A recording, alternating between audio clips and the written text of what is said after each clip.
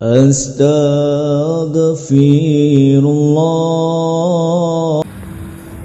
Bismillahirrahmanirrahim. Assalamualaikum warahmatullahi wabarakatuh. Alhamdulillah wassalatu wassalamu ala rasulillah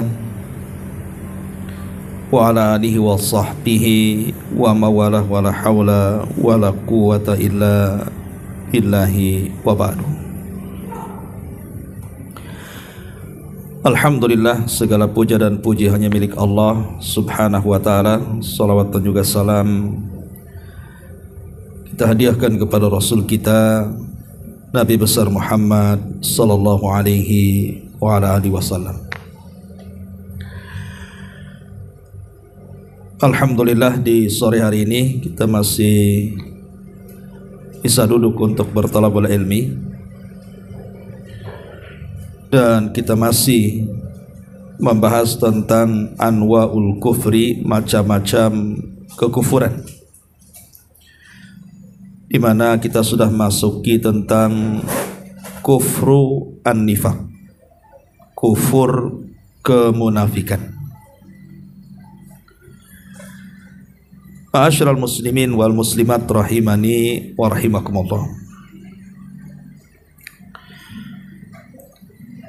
Bicara soal kufrun nifaq, kufur kemunafikan, di dalam Al-Quranul Karim Allah subhanahu wa ta'ala banyak sekali membongkar tentang sifat-sifat orang-orang munafik. Bahkan lebih banyak dibandingkan Allah menjelaskan tentang sifat-sifat orang-orang yang beriman dan sifat-sifat orang kafir. Kenapa? Karena bahayanya. Makanya kenapa Allah subhanahu wa ta'ala banyak sekali, nanti saya akan sebutkan beberapa ayat dalam Al-Quran di mana Allah membongkar tentang sifat-sifat mereka. Namun sebelum kita bicara soal definisi nifak sampai kepada pembagian, kita akan mencoba bicara soal sejarah dulu. Sejarah munculnya, kenapa dalam Islam ini muncul orang munafik? Kapan munculnya? Ketika Nabi SAW dalam periode Mekah 13 tahun Rasul berdakwah di Mekah itu, tidak ada yang namanya orang munafik. Yang ada hanya mukmin dan kafir saja. Lalu kapan munafik ini muncul? Pasca hijrahnya Nabi SAW ke Madinah. Maka di Madinah inilah manusia terpecah menjadi tiga. Ada mukmin, ada kafir, dan ada munafik. Ma'asyiral muslimin wal muslimat rahimani wa rahimakumullah. Jauh hari sebelum Nabi SAW hijrah dari Mekah ke Madinah, atau kala itu belum disebut Madinah, masih disebut Yathrib. Jadi di kota Yathrib itu mayoritas penduduknya adalah pertama orang-orang Yahudi, dengan tiga kabilah masyhurnya yang sangat banyak pengikutnya, antara lain Bani Qunaiqa, kemudian Bani Nadhir dan Bani Quraidah. Kemudian kelompok yang kedua, kelompok orang-orang musyrik, para penyembah berhala. Dan itu terdiri dari dua kabilah besar yang dikenal dalam sejarah dengan Khazraj dan Aus. Lah dua kelompok ini, antara Yahudi Yathrib dengan orang-orang musyrik Yathrib ini, selalu terjadi pertikaian, permusuhan satu dengan yang lainnya.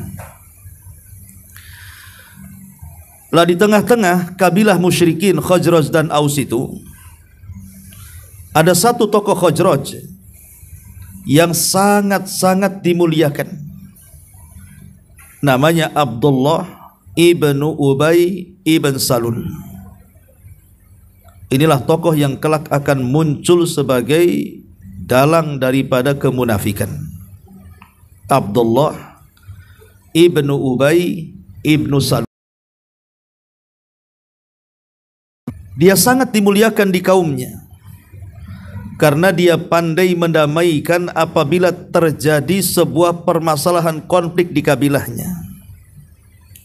Sehingga sebelum kedatangan Nabi SAW, orang-orang Khazraj dan Aus itu yang agamanya sebelum datang Rasul masih munafik, masih musyrik, menyembah berhala, itu mereka menggadang-gadangkan Abdullah ibn Salul untuk menjadi pemimpin mereka, karena hanya dia yang bisa menyatukan setiap ada konflik antara kabilah Khazraj ataupun kabilah Aus ataupun antara orang-orang musyrik dan Yahudi. Jadi kepiawaiannya itu menjadikan Abdullah ibn Ubay sangat dihormati. Tetapi ketika Nabi SAW hijrah dari Mekah ke Madinah, kondisinya terbalik.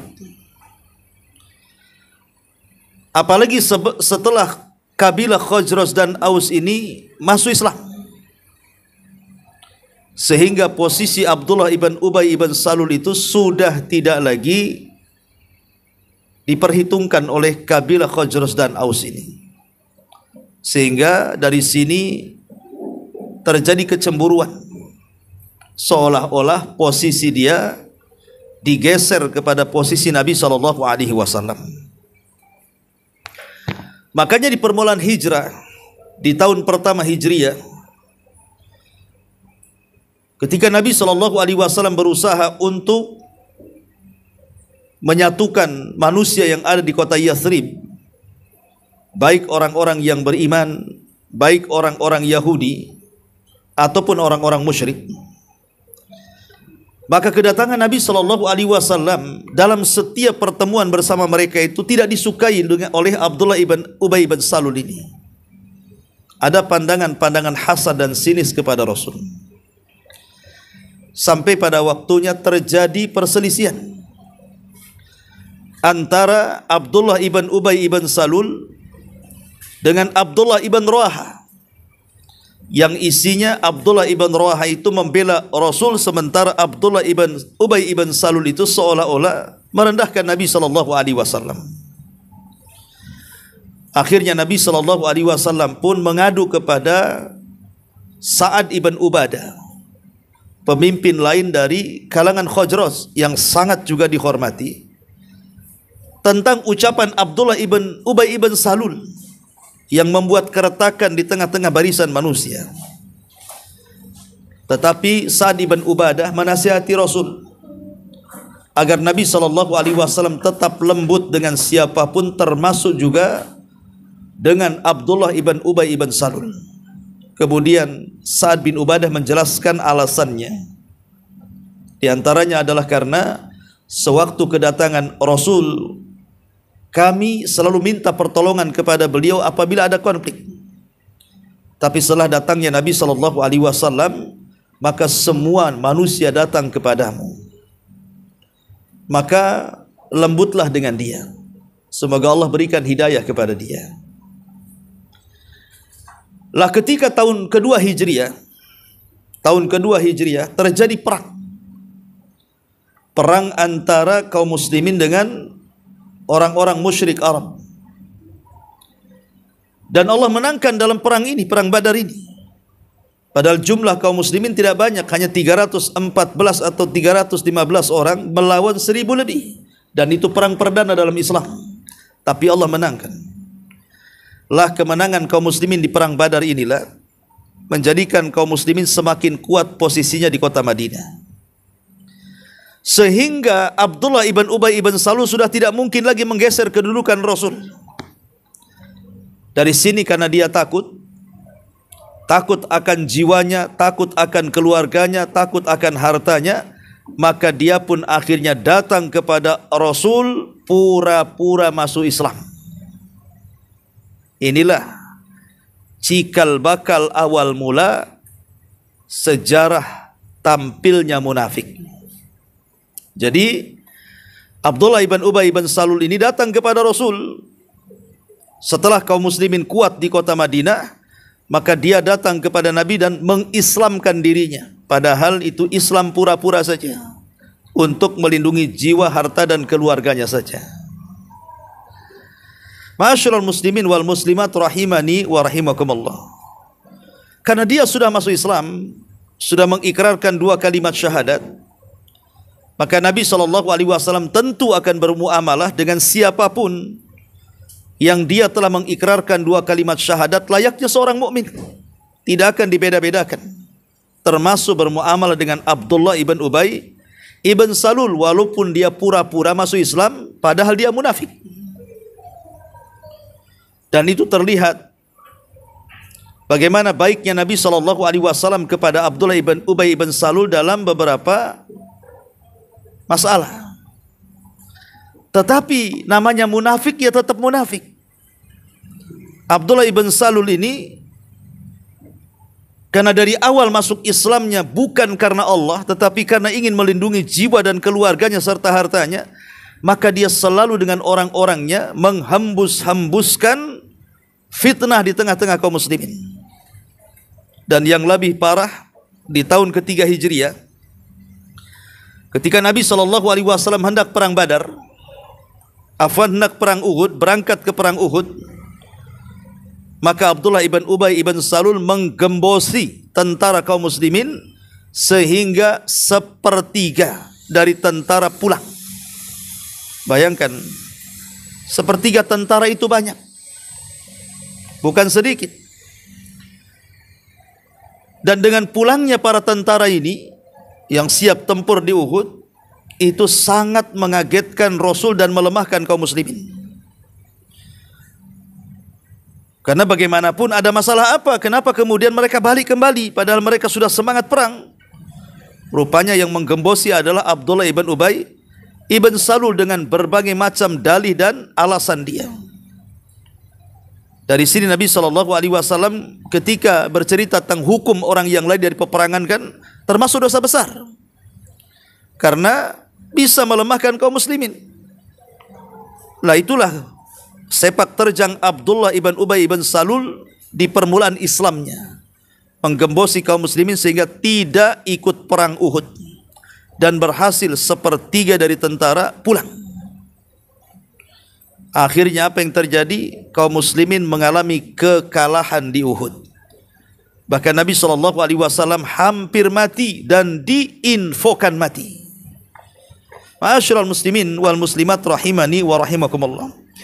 Dan begitulah Abdullah ibn Ubay selalu membuat fitnah di tengah-tengah kaum muslimin. Bahkan ketika terjadi perang Bani Mustalik,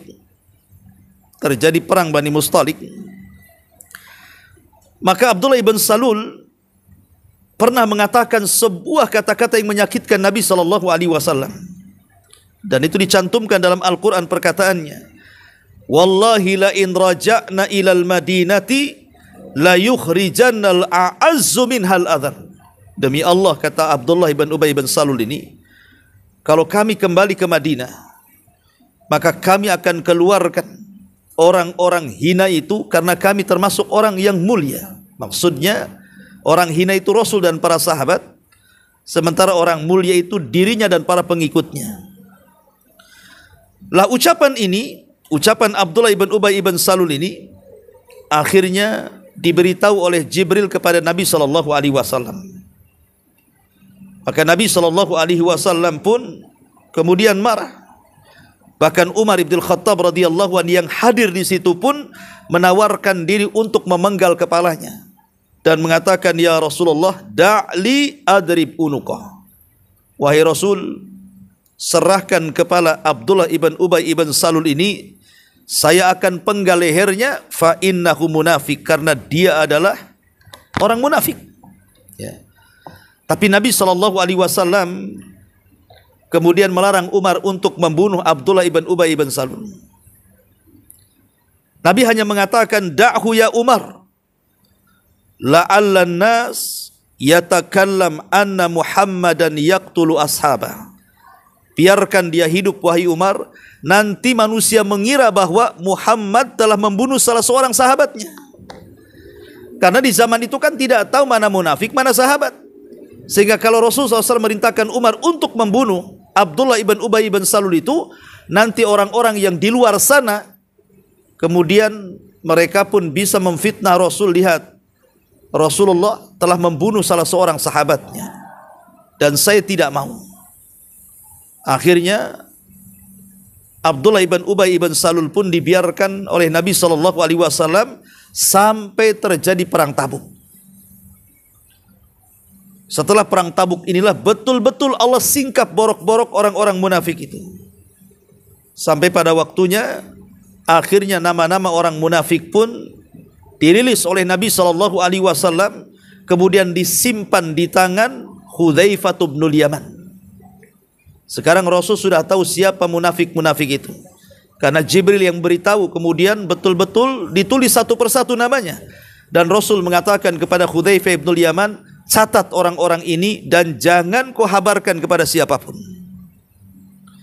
Tapi para sahabat ketika mendengar bahwa nama-nama orang munafik sudah dikantongi Rasul dalam catatan Hudzaifah bin Yaman yang merupakan pemegang rahasia Nabi, Umar datang kepada Hudzaifah dan mengatakan, "Ya Hudzaifah, ada enggak namaku di situ?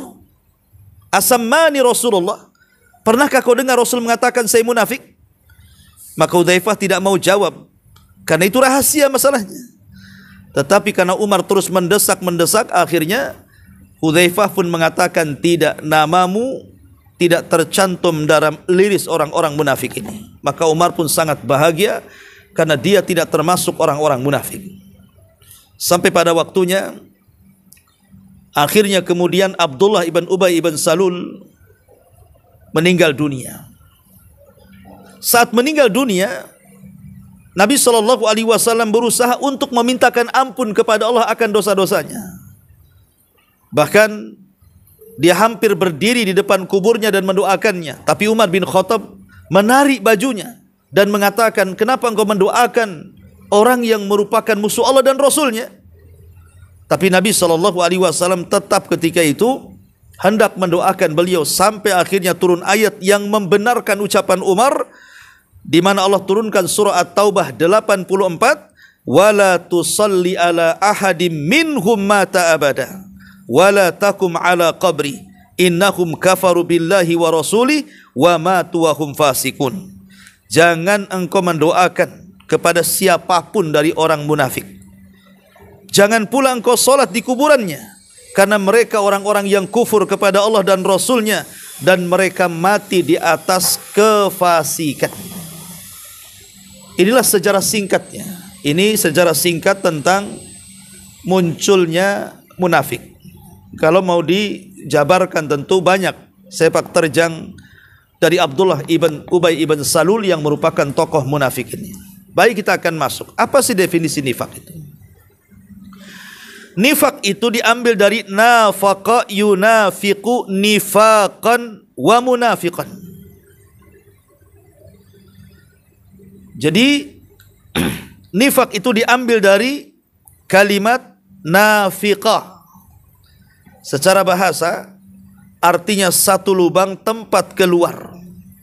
Satu lubang tempat keluar binatang sejenis tikus. Di mana kita tahu bahwa tikus ini terkadang apabila dia membuat rumah-rumahan itu kan membuat lubang yang tembus ke sana kemari. Kadang masuk dari sini keluar dari sana, masuk dari sana keluar dari sini. Itulah disebut nafiqah. Kenapa kemudian nifak itu diambil dari kalimat nafiqah? Karena orang-orang munafik itu seperti itu. Dia masuk Islam dengan lisannya, keluar dari Islam dengan hatinya. Sama, tikus ini masuk dari lubang ini, keluar dari lubang sana. Lah orang munafik itu begitu. Lisannya memasukkan dirinya ke dalam Islam, tapi hatinya mengeluarkan dia dari Islam. Makanya ada istilah munafik itu orang yang menampakkan keislaman dan menyembunyikan kekufuran. Itulah definisi munafik. Ya. Ma'asyiral muslimin wal muslimat rahimani wa rahimakumullah. Adapun jenis nifak sendiri, jenis kekufuran nifak ini, itu ada dua jenis. Pertama yang disebut dengan nifak i'tiqadi, dan yang kedua yang disebut dengan nifak al-amali. Ada yang disebut dengan nifak i'tiqad, nifak keyakinan. Ada yang disebut dengan nifak al-amali, nifak amalannya saja seperti munafik, tidak sampai kepada keyakinannya. Lah yang dimaksud dalam bab yang kita kaji maksudnya kufur nifak ini, maksudnya adalah jenis nifak yang pertama. Yang dimaksud dengan nifak i'tiqadi, itulah yang disebut kufur nifak namanya. Tetapi kalau jenis nifak yang kedua al-amali ini tidak masuk. Karena tidak ada di antara kita pasti kecuali memiliki sifat munafik amal. Siapa di antara kita yang tidak punya ciri munafik amal itu? Kalau ngomong kadang dusta, kalau janji kadang khianat, kalau bermusuhan kadang-kadang melampaui batas, kalau dikasih amanah dia tidak bisa dipercaya. Di antara kita pastilah melakukan satu di antara ciri-ciri ini kan. Tapi apakah kemudian mengantarkan kepada kekufuran? Ya tidak. Karena yang dimaksud kufur nifak dalam kitab ini maksudnya adalah nifak keyakinan, bukan nifak amalan. Nanti kita akan sebutkan apa bedanya, ya. Ma'asyiral muslimin wal muslimat rahimani wa rahimakumullah. Adapun nifak i'tiqadi ini dijelaskan ada 6 macam. Nifak i'tiqadi ini ada 6 macam. Pertama, takdzibun li Rasulillah sallallahu alaihi wasallam. Orang yang mendustakan Rasul. Orang yang mendustakan Nabi sallallahu alaihi wasallam itu jatuh kepada kufur nifak. Dia tidak yakin bahwa Nabi Muhammad adalah nabi. Dia tidak yakin bahwa Nabi Muhammad adalah Rasul. Seperti orang-orang kafir, bedanya apa? Ini yang pertama. Yang kedua, takdzibu ba'di ma ja'a bihi Rasul, ataupun mendustakan sebagian, tidak secara keseluruhan, sebagian apa yang datang dari Nabi. Ini juga termasuk kufur nifak. Karena kita tidak boleh beriman kepada sebagian dan kufur kepada sebagian. Satu ayat diingkari saja sama dengan mengingkari semua Al-Quran. Mengingkari satu nabi saja sama dengan mengingkari semua nabi. Maka siapa yang mendustakan sebagian saja dari apa yang datang dari Rasul, maka dia terjerumus kepada kufur nifak. Kemudian yang ketiga, bughdul Rasul, membenci Rasul. Dia membenci Nabi Muhammad sallallahu alaihi wasallam walaupun dia muslim. Dia tidak suka dengan Rasul. Maka ini juga termasuk kekufuran nifak. Kemudian yang keempat, ataupun bughdhu ba'di ma ja'a bihi Rasul, atau membenci dari sebagian ajaran Rasul. Dia tidak suka yang ini, dia suka yang itu. Dia enggak cocok dengan yang ini, dia cocok yang itu. Nah, ini termasuk kufur nifak juga. Kemudian yang kelima, dia senang al-masarratu bin khifadi dini Rasul sallallahu alaihi wasallam, merasa gembira dengan kemunduran agama Islam. Jadi kalau agama Islam ini mundur, sementara agama kafir itu maju, kita senang. Maka ini ada kufur nifak di dalamnya. Dan yang terakhir, al-karahiyatu li intisari dini Rasul, tidak senang dengan kemenangan Islam. Jadi kalau Islam itu menang, bisa mengalahkan orang-orang kafir dan negara-negara kafir, kita pula benci. Lah inilah 6 perkara kalau ada pada diri kita, maka kita jatuh kepada kufrun nifak. Pertama, mendustakan Rasul. Yang kedua, mendustakan sebagian apa yang datang dari Rasul. Yang ketiga, membenci Rasul. Yang keempat, membenci apa yang datang dari Rasul. Yang kelima, sangat senang dan bahagia akan kemunduran Islam, dan sangat tidak senang alias benci ketika terjadi kemenangan Islam.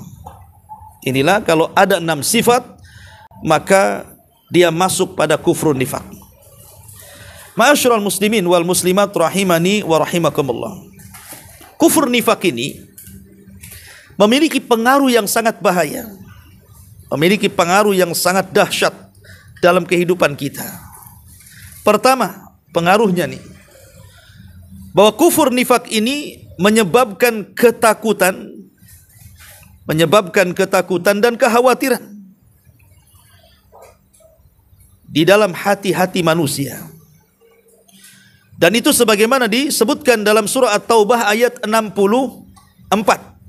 Yahdharul munafiqun an tunazzala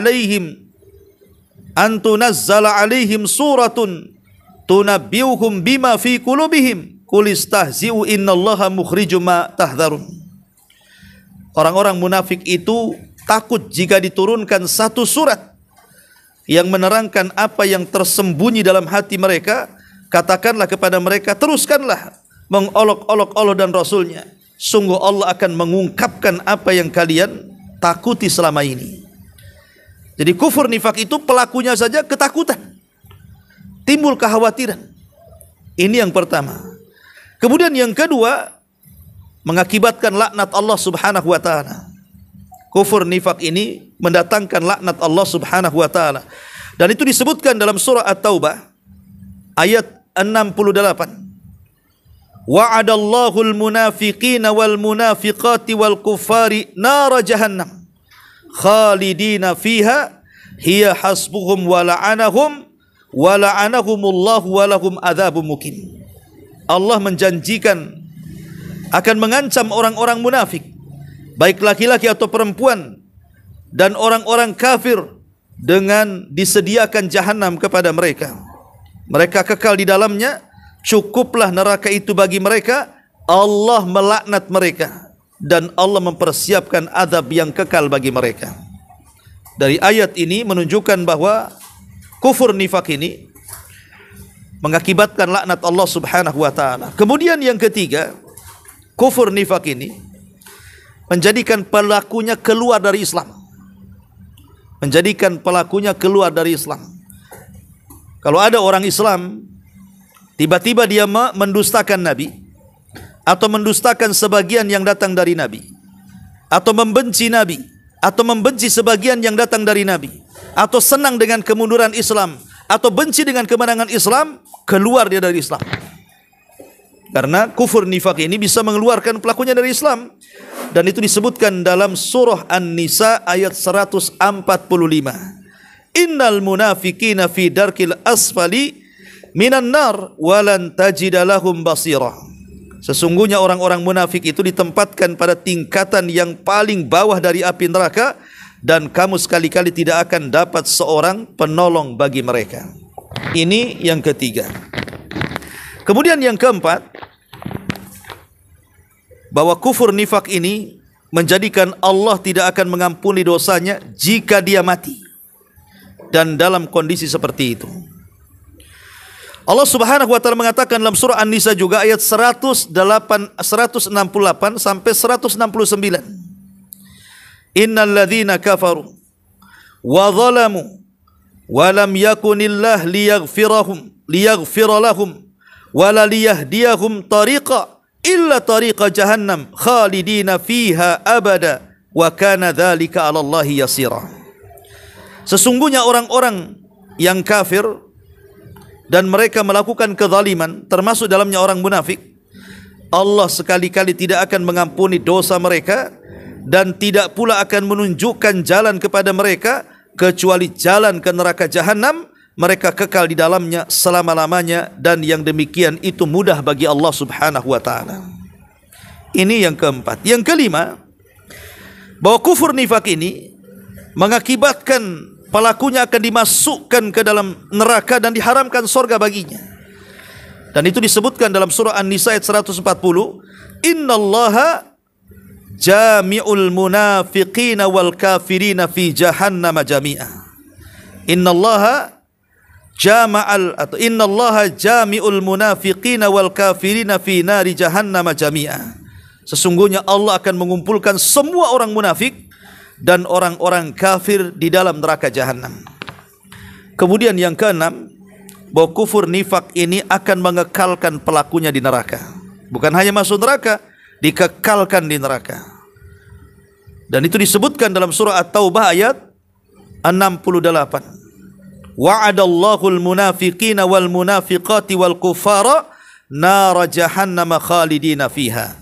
Allah mengancam orang-orang munafik laki-laki dan perempuan dan orang-orang kafir dengan neraka jahanam, mereka dikekalkan di dalamnya. Kemudian yang nomor 7, bahwa kufur nifak ini bisa menyebabkan Allah akan melupakan dia pada hari kiamat. Dan itu disebutkan dalam surah At-Taubah 67. Al-munafiquna wal munafiqatu ba'duhum min ba'din ya'muruna bil munkari wa yanhauna 'anil munkar wa yaqbiduna aydiyahum nasullaha fanasiyahum innal munafiqina humul fasikun. Orang-orang munafik laki-laki dan perempuan, sebagian dengan sebagian yang lainnya adalah sama.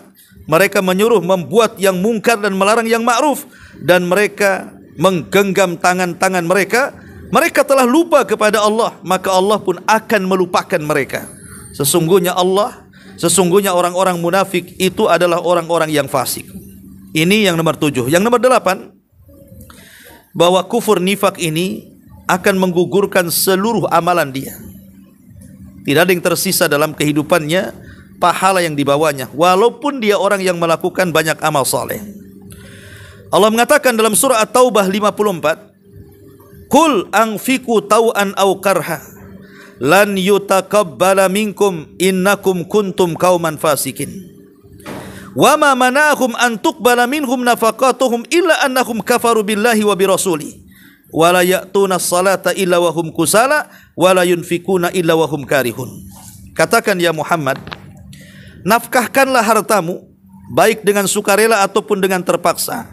Namun nafkah itu sekali-kali tidak akan diterima dari kamu, maksudnya orang-orang munafik.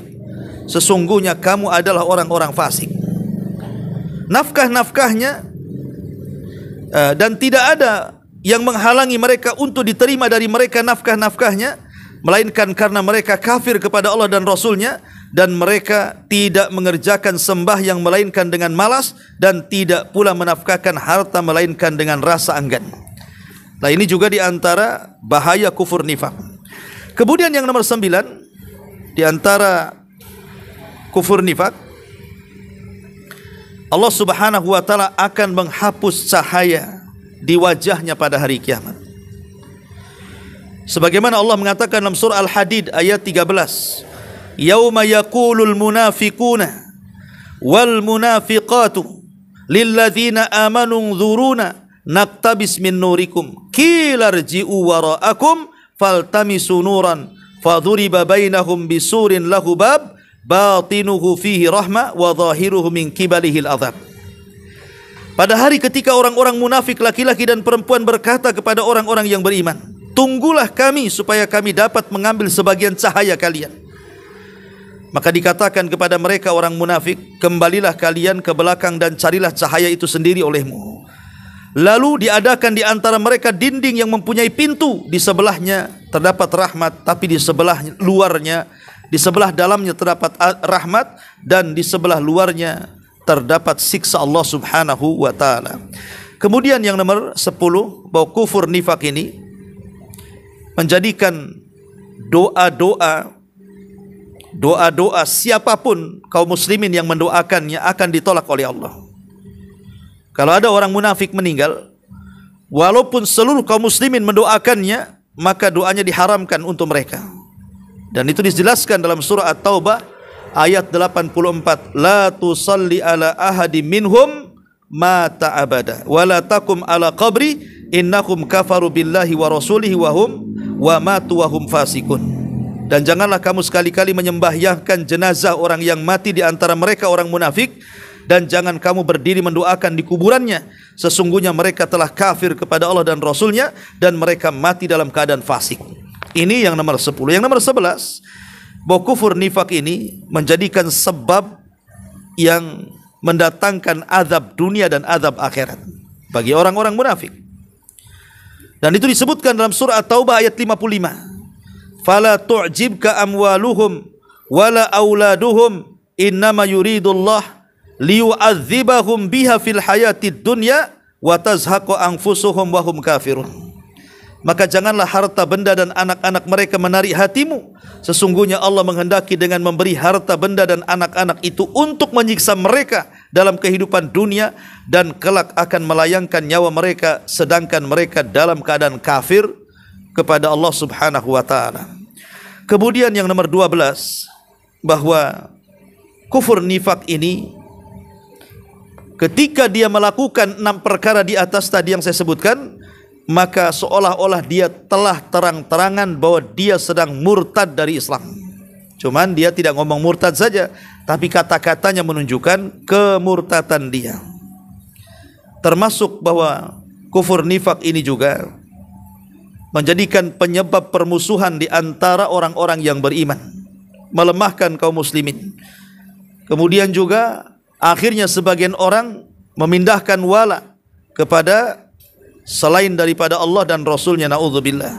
Kemudian yang nomor 14, bahwa nomor 13, bahwa kufur nifak juga bisa menghilangkan iman secara keseluruhan dari badannya. Karena kufur nifak ini kekafiran. Orang yang dalam hatinya ada 6 perkara tadi, itu hakikatnya dia itu bukan muslim. Karena munafik itu sama dengan orang kafir sebenarnya. Nggak ada bedanya munafik dengan kafir itu. Cuman bedanya kalau kafir terang-terangan, kalau munafik sembunyi-sembunyi, itu saja. Yang membedakan munafik dengan kafir itu sama-sama kafir, cuman orang kafir terang-terangan dengan kekafirannya, tapi orang munafik mereka sembunyi-sembunyi dengan kekafirannya. Tapi dua-duanya kafir. Ya. Lah ini yang disebut dengan munafik i'tiqadi dalam kitab yang kita bahas ini. Tetapi di sana ada namanya munafik amal.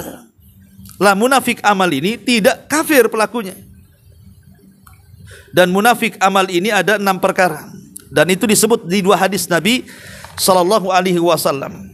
Pertama, Nabi sallallahu alaihi wasallam mengatakan ayatul munafik thalathun. Idza haddatsa kadzab wa idza wa'ada akhlab wa idza tumina khan. Tanda-tanda munafik itu ada 3. Jika bicara suka dusta, jika berjanji suka ingkar, dan jika diberi amanah suka khianat. Kemudian di hadis yang lain, arba'un man kunna fihi kana munafiqan khalisan, man kanat fihi khaslatun minhunna kanat fihi khaslatun minan nifaq hatta yada'aha. Idza tumina khan, wa idza haddatsa kadzab, wa idza ahada ghadar, wa idza khasama fajar.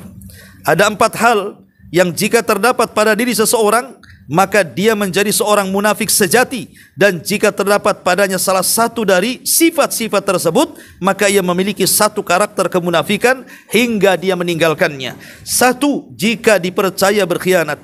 2, jika berbicara dia berdusta. 3, jika berjanji dia mengingkarinya. Dan yang keempat, jika bertengkar dia melewati batas. Berarti di sini ada beberapa kalimat yang sama dengan hadis yang pertama. Maka disimpulkan di sini ada 6 perkara termasuk nifak amal itu. Yang pertama, jika bicara dia dusta. Yang kedua, jika berjanji dia selalu mengingkari. Yang ketiga, jika diberikan amanah dia khianat. Yang keempat, jika dia bertengkar dia melampaui batas. Ya, kalau dia bertengkar dia melampaui batas. Kemudian juga jika dia diberikan amanah, maka dia pun tidak melaksanakan amanah alias khianat. Inilah 6 perkara. Ya, jika bicara dusta, jika berjanji mengingkari, jika diberikan sama tadi amanah ya, afwan. Ya, berarti yang sama tadi yang nomor 6 ya. Berarti kurang 1 ya. Di sini yang mana? Wa idza haddatsa kadzab wa idza ahada ghadar wa idza khasama fajar. Apabila dia bicara dia dusta. Apabila dia dipercaya dia mengingkari. Apabila dia bertengkar dia melewati batas. Kemudian di sini ya. Di sini ada kalimat yang pertama, wa idza wa'ada akhlaf dan wa idza ahada ghadar. Itu dibedakan ya, antara wa'ada akhlaf dengan ahada ghadar. Kalau berjanji sesuatu maka dia mengingkarinya. Kemudian ahada ini apabila melakukan semacam perjanjian ya dalam skala besar antar negara Islam dengan negara kafir, antara kelompok-kelompok besar lah melakukan perjanjian, tidak mesti dengan orang kafir, sesama kaum muslimin, satu kelompok dengan kelompok yang lainnya, maka dia pun melakukan kecurangan.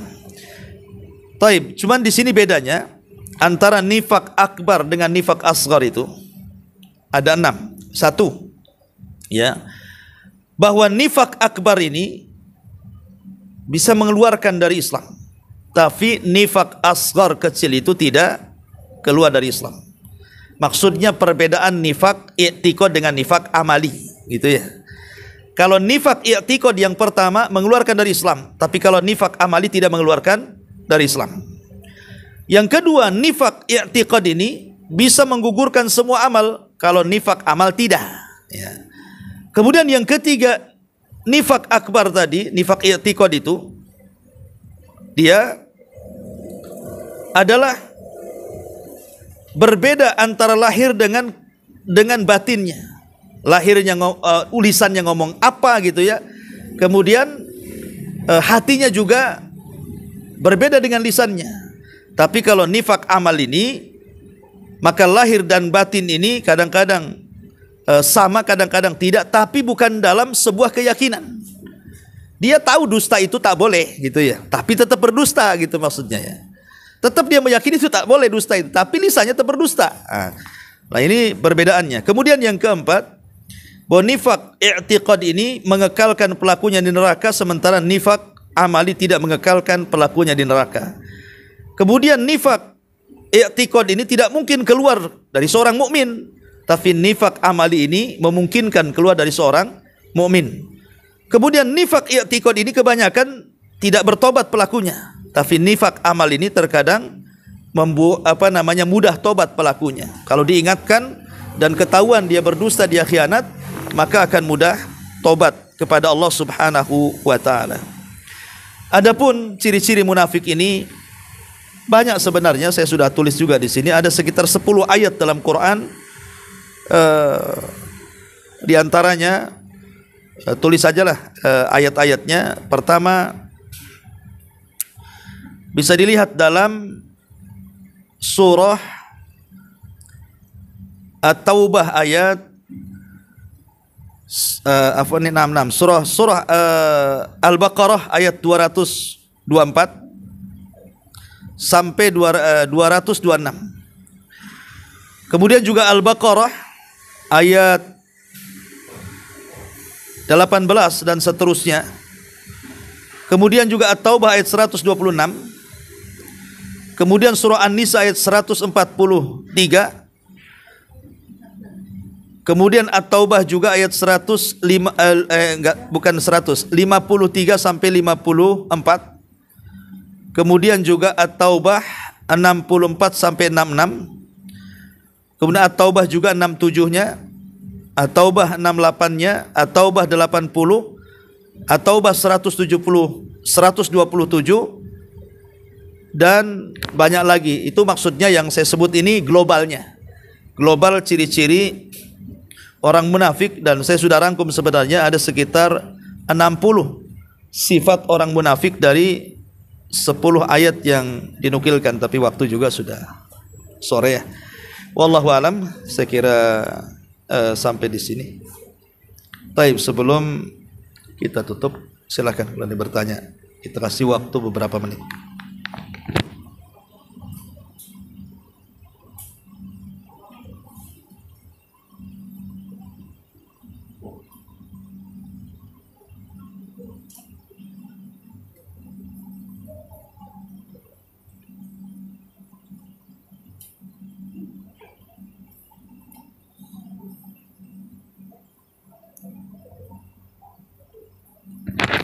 Nggak ada? Iya.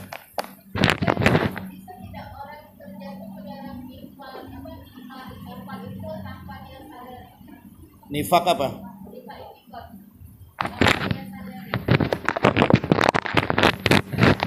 Ya, bisa nggak seseorang itu terjerumus kepada nifak i'tiqad tanpa dasar? Bisa saja.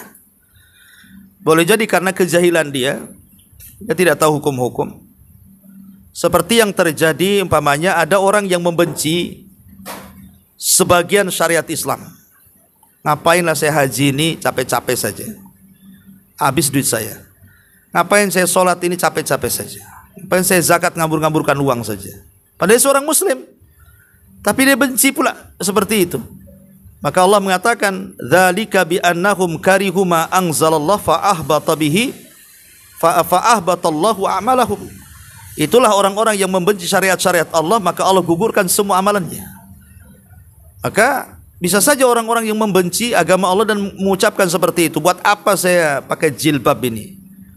Saya benci pakai jilbab. Umpamanya kan? Apain saya kayak gini-gini? Akhirnya dibongkar semua pakaiannya, balik lagi ke zaman jahiliyah. Nah, ini kan membenci syariat artinya. Nah, ini bisa kufur tanpa sadar.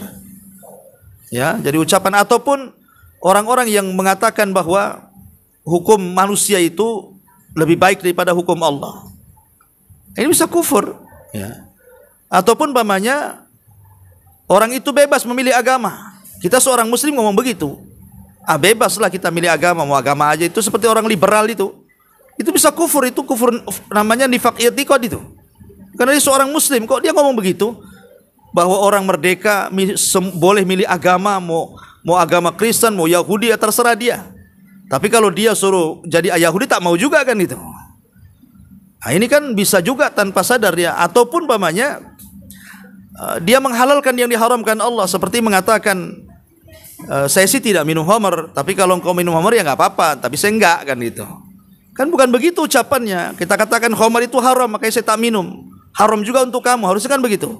Tapi dia mengatakan kalau saya sih tak minum, tapi kalau kau minum ya minum aja katanya. Nah, ini kan menghalalkan diharamkan namanya. Kufur tuh ucapan kayak gitu tuh.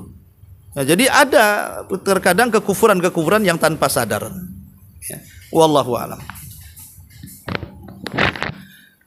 Ya, saya kira cukup. Subhanakallahumma wa bihamdika, asyhadu an la ilaha illa anta, astaghfiruka wa atubu ilaik.